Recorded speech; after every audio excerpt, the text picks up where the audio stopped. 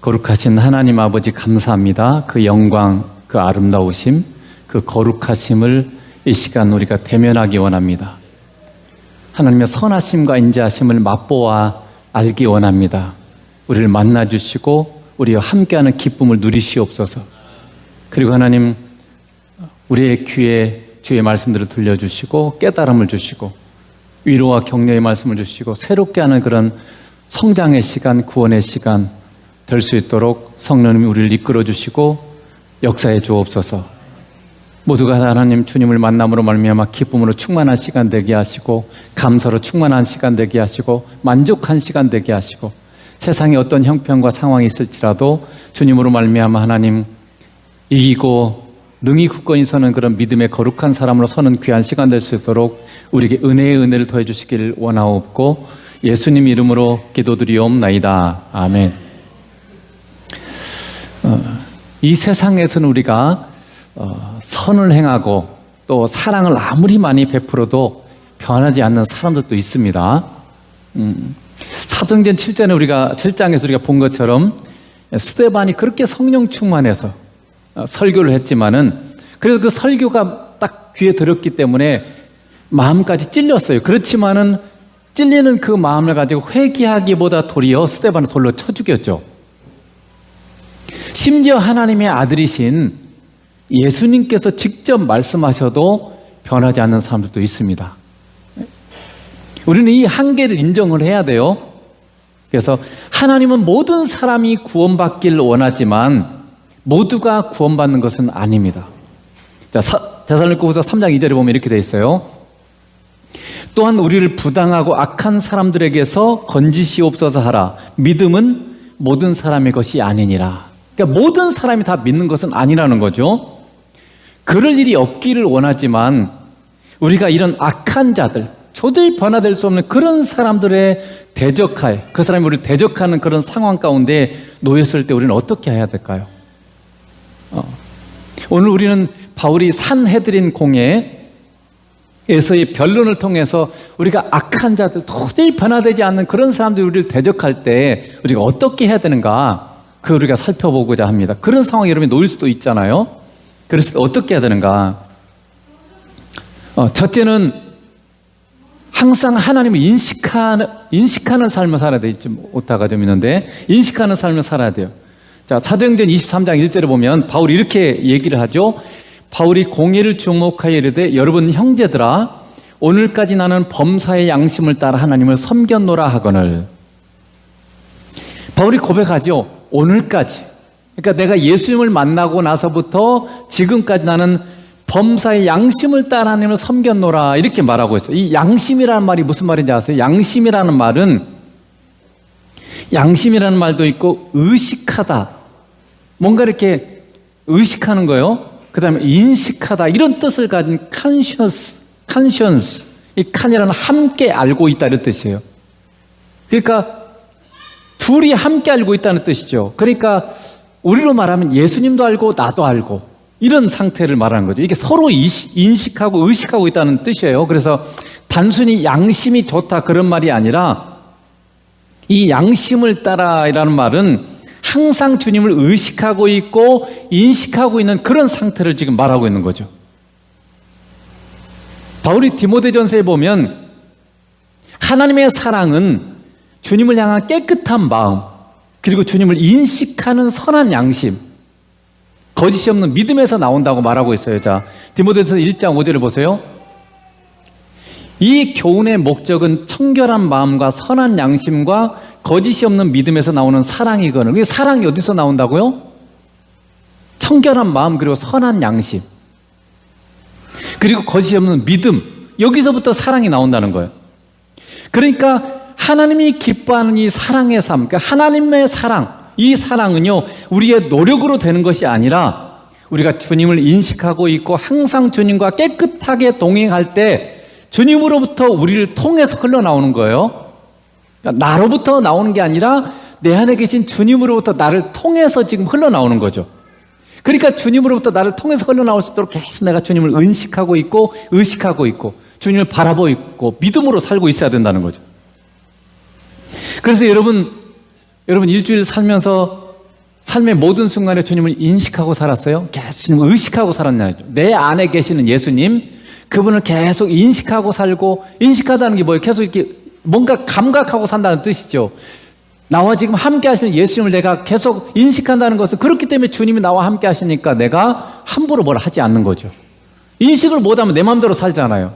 근데 인식한다는 것은 계속 그분에게 물어야 되고, 그분이 기뻐하는 삶을 살고, 그분을 사랑하는 삶, 이런 걸 말하는 거죠. 그래서 매 순간 우리는 주님을 바라보고, 주님이 내 삶, 나의 삶을 기뻐하시는지, 그리고 나의 선택, 내가 뭔가 선택을 많이 하잖아요.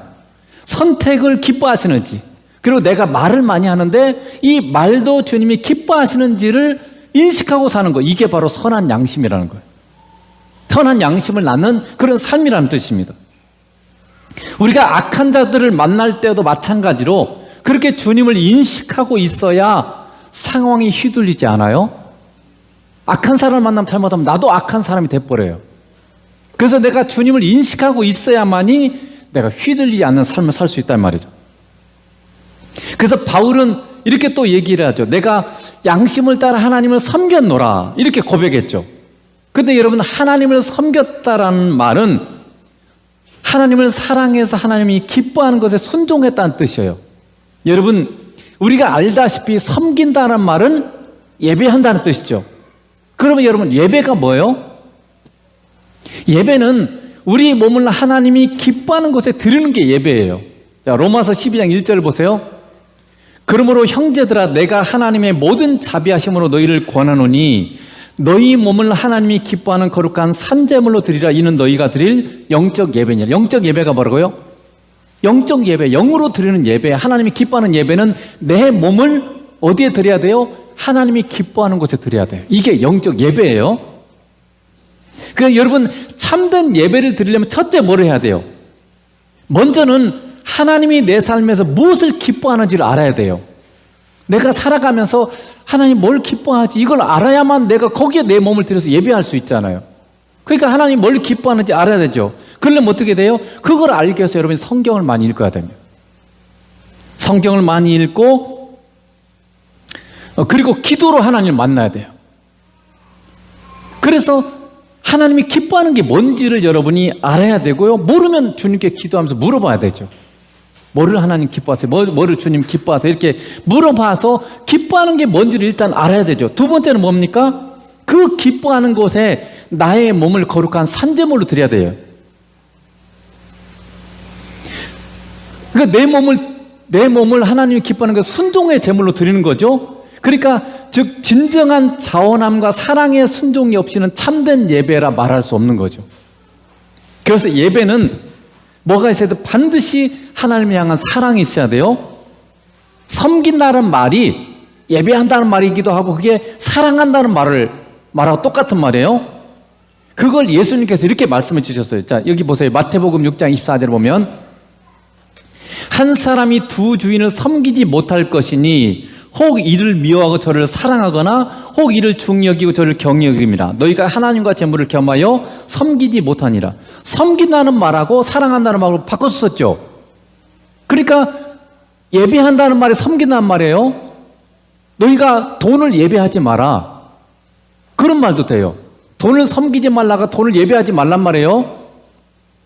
하나님을 섬겨라, 하나님을 예배하라, 그 말이 또 하나님을 사랑하라. 돈을 사랑하지 마라, 돈을 예배하지 마라, 돈을 섬기지 마라, 똑같은 말이라는 거죠. 그래서 하나님을 사랑하지 않고는 하나님께 제대로 된 예배를 드릴 수 없고, 그리고 진정한 순종의 삶을 살 수 없다는 거죠. 그러므로 바울은 이런 말을 하는 거죠. 항상 하나님을 인식하며 살았고 하나님을 사랑하여 항상 순종하는 예배자의 삶을 나는 살았다, 이렇게 지금 바울이 고백하고 있는 거죠. 여러분, 항상 하나님이 뭘 기뻐하는지 알고 계세요? 관심은 있으세요? 내 삶 가운데 하나님이, 예수님이 뭘 기뻐하는지 일단 그 관심을 가져야 돼요. 사랑하면 관심을 갖게 돼 있어요. 그리고 하나님을 사랑하기 때문에 기꺼이 순종하는 예배자의 삶을 살고 있습니까? 사랑은 관심이라고 하죠. 사랑에서 가장 인간관계에서 중요한 요소 중에 하나가 관심이에요. 사랑하면 관심을 가져요. 어디에 있는지, 뭘 좋아하는지 항상 관심이 있어요. 부부관계에도 관심이 사라지면 사랑이 식었다는 얘기기도 돼요. 처음에는 막 관심이 많은데 점점 관심이 사라져요. 다른 데 관심을 많이 두면 이 사랑이 식었다는 얘기예요. 여러분, 회중이 모여서 이렇게 함께 찬양하고 말씀을 듣고 기도하고 예물을 드리는 이런 시간만이 예배가 아니라 하나님을 사랑해서 하나님을 기쁘시게 하는데 자신의 몸을 드리는 삶 전체가 예배예요. 그러니까 가정이 예배의 처소가 될 수 있어요. 내가 가정에서 하나님이 기뻐하는 게 뭔지를 알고 그 기뻐하는 것을 나를 드리면 그게 예배가 되는 거죠. 그 예배의 처소예요, 가정이. 직장도 예배의 처소가 될 수 있어요. 직장에서 일만 하는 게 아니라 일을 하면서도 하나님이 기뻐하는 게 뭔가, 예수님이 기뻐하는 게 뭔가를 생각하면서 거기에 내 몸을 드리고 있으면 직장 예배의 처소가 되는 거죠. 누구를 만나든지 주님을 인식하면서 살고 주님이 기뻐하는 행동, 주님이 기뻐하는 말을 하고 있다면 그것이 하나님이 기뻐하는 예배예요. 그러니까 우리의 삶 전체가 예배가 될 수 있고 그런 예배를 드려야 된다는 거죠. 심지어 악한 자를 대면하고 있을 때도 우리가 주님을 인식하고 있고 주님을 기쁘게 하는 말과 행동을 하고 있다면 그 상황에서도 우리는 예배하고 있는 거죠. 바울이 지금 그러고 있는 거죠. 지금 악한 사람들, 자신을 대적하고 있는 사람들 사이에 있으면서도 바울이 지금 주님을 인식하고 있고 주님을 기쁘게 하는 그런 말과 행동을 하고 있기 때문에 지금 예배하고 있다 그 말이죠. 그래서 여러분이 악한 자들 대면하고 있을 때 여러분이 예배해야 돼요. 그때도 여전히 주님을 인식하고 있고 그때도 악한 자의 그 말, 악한 행동에 여러분이 끌려다니고 밀려다니지 말고 거기에 막 감정 상해가지고 나도 막 나쁜 말하고 악한 말하면 여러분 죄 짓는 거죠. 그때도 여전히 주님을 기쁘시게 하는, 기쁘게 하는 게 뭔지를 알고 그거에 내가 내 말과 행동을 그렇게 하면 그때도 예배자로 우리가 설 수 있다는 거죠. 두 번째는 이 악한 상대를 만났을 때도 여러분 어떻게 해야 돼요? 선으로 악을 이기는 삶을 살아야 돼요. 자, 사도행전 23장 2절을 보세요. 대제사장 아나니아가 바울 곁에 서 있는 사람들에게 그 입을 치라 명하니. 그러니까 바울이 하나님께 대한 고백을 했죠. 그 고백을 듣고 하나님을 가장 가까이 섬기는 사람이 대제사장이잖아요. 그런데 그 대제사장이 바울의 입을 치라 이렇게 지금 명령을 했어요. 이에 대해서 바울이 대답을 하죠. 회칠한 담이여 하나님이 너를 치시리로다. 네가 나를 율법대로 심판한다고 앉아서 율법을 어기고 나를 치라 하느냐 이렇게 대답을 했어요. 즉 율법에 따르면 하나님의 말씀, 구약의 모세를 통해서 주신 율법에 따르면요, 죄를 벌하려면 적어도 2명 내지 3명의 증인이 있어야 돼요. 증인이 있어야 되고 명백한 증거가 있어서 그 죄가 있다는 게 증명되었을 때만 벌할 수 있어요. 근데 지금 여러분 대제사장이 어떻게 하고 있어요? 전혀 그런 게 없어요. 바울이 잘못했다는 걸 증명하는 사람도 없고 증명되지도 않았음에도 불구하고 입을 치라 이렇게 명령하고 있기 때문에 이게 율법을 범하는 거죠. 그러니까 하나님의 가장 가까이서 섬기면서 율법을 지킨다고 말하는 대제사장이 사실 율법을 어기고 있는 거죠. 지금 바울이 처한 상황은 절대 호의적인 좋은 상황이 아니죠. 악한 세력에 둘러싸여 있고 지금 적대 세력들에게 둘러싸여 있는 거죠. 그래서 바울이 이렇게 말했을 때 다른 사람들이 내가 감히 대제사장을 욕하느냐 이렇게 지금 말한 거죠. 왜냐하면 바울의 말이 하나님이 너를 치시리로다 이렇게 얘기하니까 그걸 욕으로 받아들인 거죠. 그리고 실제로 이 대제사장 아나니아는요 나중에 죽습니다. 로마인들의 편에 섰다가 유대인들에게 의해서 결국은 처형당합니다. 그래서 자기가 말한 대로, 그리고 바울이 지금 이게 말한 대로 그대로 이루어지는 걸 우리가 볼 수가 있어요. 어쨌든 지금 바울 주변에 있는 자 중에 누구도 정직하거나 우러운 사람이 없어요. 모두가 바울을 대적하는 그런 상황이니 바울이 어떤 말을 할지라도 지금 받아들일 상황이 아니에요. 아무도 안 받아들여줘요. 그럼에도 불구하고 바울이 그런 사람들에게 네가 대제사장을 욕하느냐 이렇게 그들이 얘기했을 때 공개적으로 회개를 하죠. 내가 그가 대제사장인 줄 몰랐다 이렇게 얘기를 하면서 하나님 말씀에 백성의 관리를 비방하지 말라 하였느니라 하면서 지금 회개를 하죠. 23장 5절에 보면 이렇게 되어 있죠. 바울이 이르되 나는 그가 대제사장인 줄 알지 못하였노라 기록하였을 때 너의 백성의 관리들을 비방하지 말라 하였느니라 하더라. 지금 이 바울이 이런 상황에서 지금 사람들에게 그 산헤드린 공회의 사람들에게 아부한다든지 비유를 맞추고 있는 게 아니에요.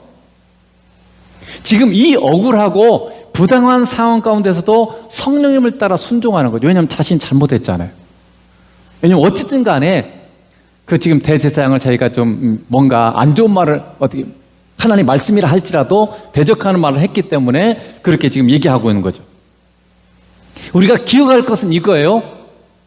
악을 악으로 상대하면 우리는 악한 자가 되고 더 큰 악을 불러온다는 것입니다.